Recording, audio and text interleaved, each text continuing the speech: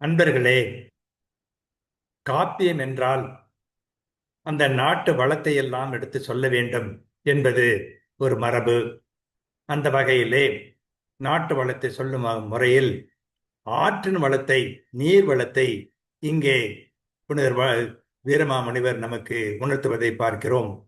மிக அருமையான அந்த செய்யுளிலே மறைபொருள் ஒன்றையும் அவர் நமக்கு விளக்குகின்றார்.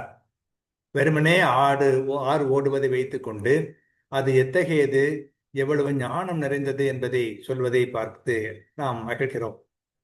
அஞ்சியலா எதிர் அடுக்கிய கல் எலாம் கடந்தே எஞ்சியலா எழில் இமைத்த நீள் மருதமம் நீக்கி துஞ்சியலா நதி தொடர்ந்து அகல் கருங்கடல் நோக்கல் வெஞ்சையார் எல்லாம் வெறுத்து வீடு இவரிய போன்றே.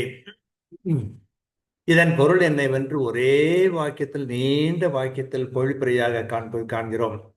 ஓடுதல் ஓயாத ஆறு தனக்கு எதிரே அடுக்காக நின்ற குன்றுகளை எல்லாம் அஞ்சாமல் கடந்து வந்து குறையில்லாத அழகுடன் விளங்கிய மருத நிலத்தையும் நீக்கி பரந்த கடலையே நோக்கி தொடர்ந்து செல்லும் காட்சி அறிவுடையோர் இவ்வுலகில் உள்ள எல்லாவற்றையும் வெறுத்து மோட்சம் ஒன்றையே நாடுதலை ஒத்திருந்தது என்று சொல்லுகிறார்.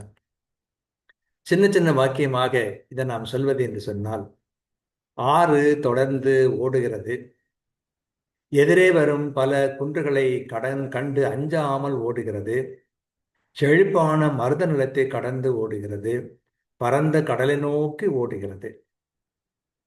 இந்த ஓட்டத்தை எதற்கு ஒப்பிடலாம்? அறிவுடையோர் இவ்வுலகின் அழியும் செல்வத்தை நீக்குவர், அழியாத பேரின்பம் தரும் விலை மதிப்பெற்ற வானக செல்வத்தை நாடுவர்.